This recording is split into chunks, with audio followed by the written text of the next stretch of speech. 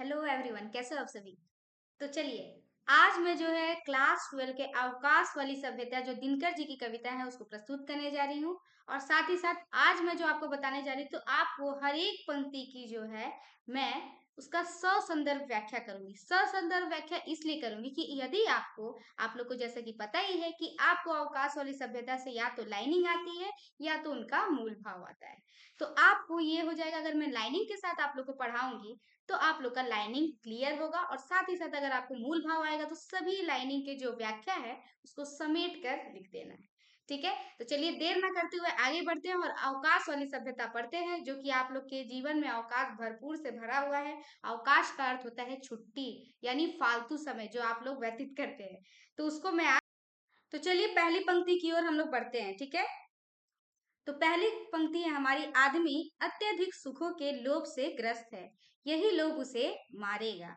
मनुष्य और किसी से नहीं अपने आविष्कारों से हारेगा। ठीक है, तो प्रस्तुत पंक्ति की पहले संदर्भ हम लोग देख लेते हैं। संदर्भ जैसा कि मैं आप लोग को बता ही चुकी, लेकिन फिर से एक बार रिपीट कर।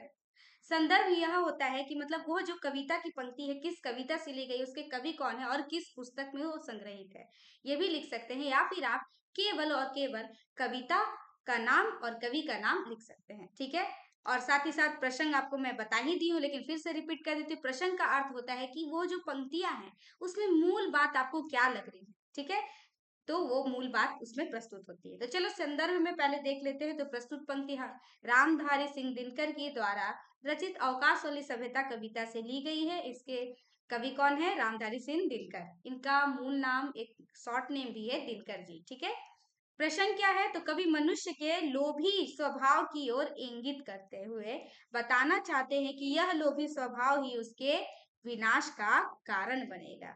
लोभी यानी कि लालच। ठीक है, हमेशा हम लोग, हर लोगों को देखिए क्या है कि लोभ में ग्रस्त रहते हैं, लालच में भरे रहते हैं। यही स्वभाव उसको क्या करता है? उसका पतन का कारण होता है, विनाश का कारण होता है। चलिए व्याख्या की ओर बढ़ जाते हैं हम लोग। व्याख्या क्या होगी कि मनुष्य का यह स्वभाव है कि उसे जितना मिलता है वह उससे कहीं ज्यादा की आशा करने लगता है। यानी हमें जितना भी मिलता है हम लोग क्या करते हैं, जैसे कि हम लोग बहुत लोगों को भी देखे हैं, तो क्या है, वो लोग के अंदर लालच रहता है। यानी वो लोग को जितना भी मिल जाए तो वो लोग क्या सोचते हैं, और मिल जाए और मिल जाए। ठीक है, चलो आगे देखते हैं। चलिए, मानव अपने लोभ से वशीभूत होकर वैज्ञानिक आविष्कार करता है। मानव क्या है? लोभ से। अब क्या है, जैसे आप लोगों को पता ही है कि आविष्कार जो है बढ़ रहे हैं, इससे क्या हो रहा है, लोग क्या कर रहे हैं, लोग अपने लालच में, यानी कि कम हम लोग क्या करेंगे, अब आविष्कार बढ़ेंगे तो जैसे क्या है, मशीन ही जो है ज्यादा काम कर ले रही है। ठीक है, तो लोगों की संख्या कम हो रही है, यानी लोगों को ज्यादा नहीं रखना पड़ रहा है, तो इससे क्या है, उसको ज्यादा सैलरी नहीं देनी पड़ रही है। तो वही क्या है, मानव अपने लोभ से वशीभूत होकर क्या है, वैज्ञानिक आविष्कार करता है, जिससे उसका जीवन यंत्रवत बन जाता है। ठीक है, सिर्फ यंत्रों पे ही वो टिक जाता है। अपने जीवन को सुविधा संपन्न बनाने के उद्देश्य से मानव समाज ने विज्ञान का दोहन किया है। परिणाम स्वरूप आज मनुष्य विनाश के कगार पर खड़ा है। ठीक है, और ये आविष्कार के कारण ही क्या हुआ है, नए नए आविष्कारों के कारण बहुत सारी अच्छी चीजें भी हुई और बहुत ज्यादा क्या है, विनाशकारी भी हमारे लिए रहा है। क्योंकि जैसे ज्यादा ज्यादा फैक्ट्रियों में मशीनों का मशीनीकरण स्टार्ट हुआ है, इससे क्या हुआ है, इसकी शुरुआत के कारण, मशीनीकरण के कारण क्या है, लोगों की संख्या फैक्ट्रियों में कम हो गई और फैक्ट्रियां बंद होने लगी। बहुत सारी फैक्ट्रियों में लोग कम कर दिए गए, तो वो क्या हो गए, घर से बेघर हो गए, क्या हो गए, उनके लिए कुछ भी काम ना रहा। ठीक है, इंसान ने परमाणु हथियार बनाए, कई ऐसे खतरनाक प्रयोग किए जिस वजह से आज उसका अस्तित्व खतरे में पड़ रहा है। ठीक है, उस समय उसने जरा भी नहीं सोचा कि इन वैज्ञानिक प्रयोगों का इस्तेमाल कितना खतरनाक हो सकता है। ठीक है, वह एक वैज्ञानिक प्रयोग में सफल हुआ तो उसके अंदर दूसरे आविष्कार की लालसा जगी और इस लालच ने उसकी मौत को बहुत आसान बना दिया है। अब क्या है, लोभी मनुष्य, जैसे कि हम लोग जानते हैं कि लोभी मनुष्य क्या है, उसको और की चाहत होती है। उसी तरह आविष्कार क्या है, मनुष्य करते जा रहे हैं, नए नए परमाणु बम बना रहे हैं, तो उससे क्या होगा, हमारे लिए ही एक दिन खतरा होगा। ठीक है, अब क्या है, अब एक परमाणु बन गया तो उससे भी खतरनाक और बनाने की लालसा जग रही है, उससे भी धीरे धीरे ये क्या है, लालसा बढ़ती रहेगी। तो इसके लिए क्या है, हमारे लिए खतरा है। ठीक है, आविष्कार भी क्या है, हमारे लिए क्या है, खतरा है। अगर अब भी समय रहते अपनी लोभी वृत्ति को कम नहीं किया तो फिर मानव समाज का विनाश निश्चित है। और अगर समय रहते ही क्या है, अगर मनुष्य चेत नहीं होगा, सचेत नहीं होगा, तो क्या है, उसका विनाश एक दिन, उसका पतन एक दिन निश्चित है। ठीक है, तो चलिए यहाँ तक आई थिंक आप लोगों को क्लियर है। अगर आप लोगों को कुछ भी डाउट होता है, कुछ भी क्लियर नहीं है, तो आप लोग कमेंट बॉक्स में जरूर से जरूर मुझे मैसेज करें, टाइप करें। ओके, अगर कुछ भी आप लोग को डाउट है तो फटाफट से कमेंट करिए, मैं आपको रिप्लाई दूंगी और आपको जो है डाउट्स क्लियर कर दूंगी। ठीक है, तो चलिए अब आगे बढ़ते हैं। गांधी कहते थे अवकाश बुरा है, आदमी को हर समय किसी काम में लगाए रहो। जब अवकाश बढ़ता है तो आदमी की आत्मा उगने लगती है। उचित है कि ज्यादा समय उसे करघे पर जगाए रहे। ठीक है, करघे पर जगाए रहो यानी कि कुछ काम में लगाए रहो। ठीक है, आगे देखते हैं, इसकी व्याख्या अच्छे से बताती हूँ। उसके पहले संदर्भ देख लेते हैं। संदर्भ आपका वही होगा क्योंकि वह वही पंक्ति है। तो प्रस्तुत पंक्ति रामधारी सिंह दिनकर जी की द्वारा रचित अवकाश वाली सभ्यता कविता से ली गई है। प्रश्न इसका हो जाएगा कि प्रस्तुत पंक्तियों के जरिए कवि मनुष्य को कार्यशील बने रहने के लिए कहते हैं, यानी हमेशा कर्म करते रहने के लिए कह रहे हैं। ठीक है, व्याख्या की ओर बढ़ते। व्याख्या होगा कि कवि इन पंक्तियों के जरिए मनुष्य को गांधी जी के विचारों से अवगत कराते हैं। गांधी जी के विचारों से अवगत किस प्रकार कराते कि गांधी जी सदैव इन मशीनों का विरोध करते थे। गांधी जी क्या करते थे, मशीनों का विरोध करते थे, क्योंकि मशीनीकरण आएगा तो अवकाश बढ़ेगी। ठीक है, वे जानते थे कि इंसान जितना इन मशीनों पर निर्भर रहेगा उसके जीवन में कार्यशीलता खत्म हो जाएगी, वह अवसाद का शिकार होता जाएगा। ठीक है, इसलिए उसे हर समय किसी न किसी काम में खुद को व्यस्त रखना चाहिए, क्योंकि जब मनुष्य के पास काम नहीं रहेगा तो वह जितना खाली बैठा रहेगा वह इतना ही अकर्मण्य बनता जाएगा। यानी हम लोग कंटिन्यू जैसे काम करते रहते तो क्या है, हम लोग उसके लिए हमेशा रेडी रहते हैं। लेकिन वही जो है, अगर हम लोग कम काम करते हैं और अचानक से हम लोग को ज्यादा काम मिल जाता है तो क्या है, हम लोग परेशान हो जाते हैं, कैसे करें नहीं करें। 24 घंटा भी क्या लगता है, हमारे लिए कम लगता है। इसीलिए गांधी जी के विचार है कि हमेशा हमें क्या है, कुछ ना कुछ करते रहना चाहिए। इससे क्या होगा कि अगर आपको आपकी अकर्मण्यता यानी कर्म करने की जो इच्छा है, कर्म करने की जो आपकी शक्ति है, वो दबी ना रहे, वो हमेशा कंटिन्यू चलती रहे। ठीक है, कहा भी गया है कि खाली दिमाग शैतान का घर होता है। ठीक है, उसका मन बुराई की ओर अग्रसर होगा। अगर हम लोग खाली बैठेंगे तो जरूर कुछ ना कुछ अंड संड सोचेंगे और अंड संड करेंगे। ठीक है, इसलिए खाली नहीं बैठना चाहिए। इसलिए कहा जाता है कि खाली दिमाग शैतान का घर होता है। ठीक है, गांधी जी ने हमेशा ही कुटीर उद्योग को बढ़ावा दिया है। इससे एक तो देश में काम की कमी नहीं होगी और सभी मनुष्य को रोजगार भी मिलेगा। फिर उसके पास खाली बैठे रहने का प्रश्न भी नहीं रहेगा। हम जितना अपने दैनिक कार्यों को पूरा करने के लिए वैज्ञानिक आविष्कारों पर निर्भर रहेंगे, हम धीरे धीरे अवसादी बनते जाएंगे। इसलिए जरूरी है कि हम निरंतर काम में स्वयं को लगाए रखें। यानी इस पंक्ति के माध्यम से कवि यही बता रहे हैं कि हमको क्या है, हमेशा कुछ न कुछ काम में लगे रहना चाहिए। क्योंकि अगर हम लोग कार्य नहीं करेंगे तो हमारी जो कार्य क्षमता है, कार्यशीलता है, वो हमारे अंदर दब जाएगी और हमें कम क्या है, हम लोग आलसी हो जाएंगे। और हम आलसी होकर क्या होंगे, गलत बातें सोचेंगे, गलत चीजें करेंगे। ठीक है, चलिए अब आगे बढ़ते हैं। आई होप सो आप लोग का यहाँ तक क्लियर है। अवकाश वाली सभ्यता अब आने ही वाली है। आदमी खाएगा, पिएगा और मस्त रहेगा। अभाव उसे और किसी का चीज का नहीं, केवल काम का होगा। वह सुख तो भोगेगा मगर अवकाश से त्रस्त रहेगा। ठीक है, संदर्भ आप लोग का सेम ही रहेगा कि प्रस्तुत पंक्तियां रामधारी सिंह दिनकर जी द्वारा रचित अवकाश वाली सभ्यता कविता से ली गई है। इसका प्रश्न होगा कि प्रस्तुत पंक्ति के जरिए कवि कहते हैं कि मशीनीकरण हमें आलसी और बेरोजगार बना देगा। ठीक है, मशीनीकरण क्या है, हमें आलसी और बेरोजगार बना देगा। ठीक है, व्याख्या हो जाएगी। कवि के अनुसार अब ऐसी सभ्यता आने वाली है जब मनुष्य के पास कोई भी काम नहीं रहेगा। ठीक है, यानी अब ऐसी स्थिति आने ही वाली है। आई थिंक अब आ ही चुकी है।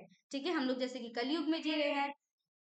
उसका जीवन भोग विलास में ही व्यतीत होगा। केवल क्या है, वो भोग विलास से ग्रस्त रहेगा, सिर्फ भोगने की ही इच्छा उसके अंदर रहेगी। उसका जीवन सुखी और समृद्ध तो रहेगा, लेकिन उसे काम ना करना खेल खलेगा। ठीक है, उसका जीवन क्या है, सुखी रहेगा, समृद्ध रहेगा, सब चीजें उसके पास होंगी, वो खुशी खुशी भी रहेगा, लेकिन क्या है, काम उसके पास कुछ नहीं रहेगा।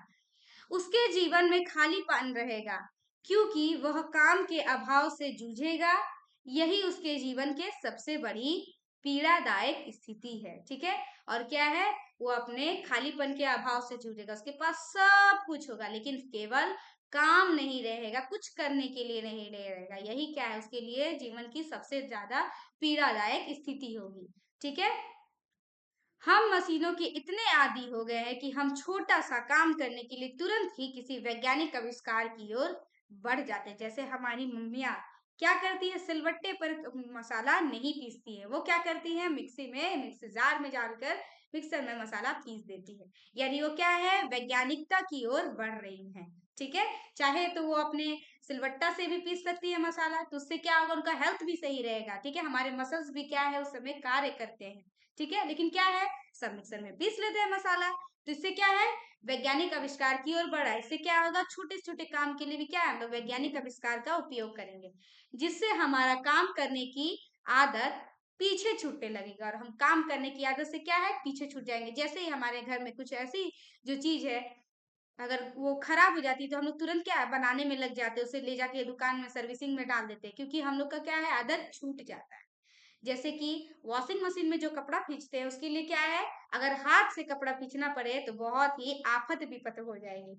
क्या हो जाएगी, आफत विपत। ठीक है, अब सुविधाओं के आदी बन जाते हैं और जीवन में अवकाश अपना स्थान बनाने लगता है, और हम क्या है, अब उसी आविष्कारों के आदी हो गए हैं। नई नई चीजों के क्या उपयोग करने लगे हैं और उसी के हम लोग आदी हो जाते हैं, और अवकाश क्या है, अपना स्थान धीरे धीरे बना लेती है। अगर हम अभी भी समय रहते अपने आदतों को नहीं बदलते हैं तो इसका परिणाम भी भयावह होगा, बहुत भयानक परिणाम होगा। ठीक है, चलिए, आई होप सो आप लोग का क्लियर होगा। दुनिया घूमकर इस निश्चय पर पहुंचेगी कि सारा भार विज्ञान पर डालना बुरा है। सारा भार जो है, विज्ञान पर नहीं डाला जा सकता है। आदमी को चाहिए कि वह खुद भी कुछ काम करे। हाँ, यह अच्छा है कि कुछ की काम से थका हुआ आदमी आराम करे। ठीक है, हाँ, ऐसा नहीं है कि केवल सिर्फ आपको काम ही करना है, और ऐसा भी नहीं है कि केवल वैज्ञानिक चीजें गलत है। विज्ञान जो बढ़ रही है वो हमारे लिए बहुत तरीके से अच्छी भी है, और ऐसा नहीं है कि केवल क्या है, काम ही करना चाहिए, काम कर करके बीमार पड़ जाना है, ऐसा भी नहीं करना है। कि काम से थका हुआ आदमी जो है, आराम करे। आराम उसके लिए अच्छा है जो काम करे। ठीक है, चलिए संदर्भ की ओर बढ़ते। संदर्भ यही होगा कि प्रस्तुत पंक्तियां रामधारी सिंह दिनकर जी की द्वारा रचित अवकाश वाली सभ्यता कविता से ली गई है। ठीक है, प्रश्न हो जाएगा कि प्रस्तुत पंक्ति में बताया गया है कि विज्ञान कि किस प्रकार से मानव समाज के लिए अभिशाप बन गया है। इसकी प्रस्तुति देखते हैं। व्याख्या होगा कि वैज्ञानिक आविष्कारों का सुख भोगने के बाद मानव समाज को यह एहसास होगा कि अपनी सफलता के लिए विज्ञान पर निर्भर रहना कितना घातक है। तब तक शायद बहुत देरी हो चुकी होगी। इसलिए आवश्यक है कि अपना काम स्वयं करना सीखे, और अपना काम करते हुए कोई भी व्यक्ति अगर थक जाता है तो वह बेशक आराम करे। जैसे कि हम ही लोग को, बहुत सारे लोग हैं, उनको प्रोजेक्ट दे दिया जाता है लिखने के लिए, वो क्या करते हैं, अपना प्रोजेक्ट थमा देते हैं किसी और कि हाँ भाई तू कर ले, मैं तेरे को ये खिला दूंगा, ये पिला दूंगा। तो ये क्या है, ये अपना काम दूसरे पर थोप रहा है। परंतु क्या करना चाहिए, अपना काम स्वयं करना चाहिए, खुद करना चाहिए। और खुद के काम किया हुआ एक व्यक्ति को आराम करने की भी आजादी है।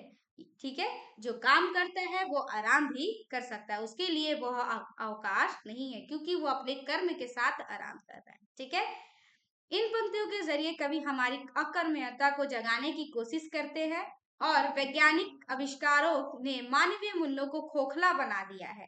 जो व्यक्ति कभी आत्मनिर्भर रहता था, उसी मशीनीकरण के कारण आज संपूर्ण मानव समाज को अपाहिज बना दिया है। वैज्ञानिकरण यानी मशीनीकरण आने से क्या है, मनुष्य अपाहिज हो गया है, क्योंकि जो वो खुद स्वयं कर सकता है फिर भी क्या है, वो मशीन का उपयोग कर रहा है। जैसे हम लोग बहुत सारी चीजें देख सकते हैं, जैसे वॉशिंग मशीन हो गया, मिक्सर हो गया, बहुत सारी ऐसी चीजें हैं जो हम लोग हाथ से वो काम कर सकते हैं। ठीक है, और साथ ही साथ एक बात ये भी कि हाथ से बनी हुई चीजें में जो रस होता है, वो मशीन से बनी हुई चीज में रस नहीं होता। आप लोगों ने सुना ही होगा कि हाथ से जो हम लोग कार्य करते हैं उसमें एक अलग प्रभाव दिखता है हमें, और वही मशीन से वो चीज बनेगा। तो जैसे हम लोग रोटी को ही ले लें, अगर हमारी माताएं जो है, हमारी मम्मियां हैं, रोटी बनाती है तो कितना अच्छा टेस्ट आता है। वही हम लोग बाहर बाहर की रोटी खाते हैं तो वो क्या होता है, मशीन से बनी होती है, तो उसका एक अलग टेस्ट रहता है, वो हम लोग को भाता नहीं है। ठीक है, इसका उदाहरण आप लोग को यहीं पे मिल गया। ठीक है, अतः यह जरूरी है कि हम स्वयं रहते अपने जीवन शैली में बदलाव लाए, तभी हम यंत्र की गुलामी से मुक्त हो जाएंगे। और सिर्फ बोलने से नहीं चलेगा, हम लोग अपने स्वयं जिंदगी में, अपने खुद की जिंदगी में क्या है, परिवर्तन लाना पड़ेगा और यंत्र की गुलामी से मुक्त होना पड़ेगा। मेहनत करके थका हुआ व्यक्ति अगर अवकाश लेता है तो वह सही भी है, बिना काम किए बेकार बैठे रहने से। ठीक है, अगर वो बिना काम किए आराम कर रहा है तो उसके लिए वो क्या है, खराब है, उसके लिए वो अभिशाप है। लेकिन वही कर्म करता हुआ, काम से थका हुआ आदमी जो है आराम करता है, उसके लिए बहुत अच्छा है, क्योंकि वो अपना कर्म करने के बाद अवकाश कर रहा है, अवकाश ले रहा है, यानी कि छुट्टी ले रहा है, आराम कर रहा है। ठीक है, तो आई थिंक आप लोग को यहाँ तक क्लियर होगा। ठीक है, अगर आपको कुछ भी डाउट्स है तो आप कमेंट बॉक्स में कमेंट मुझे कर सकते हैं, और साथ ही साथ अगर आपको इस पीडीएफ की जरूरत है तो आप फटाफट से नीचे दिए गए हुए नंबर पर मैसेज करें। ठीक है, तो आज के लिए इतना ही, मिलते हैं हम लोग अगले वीडियो में। Okay, bye.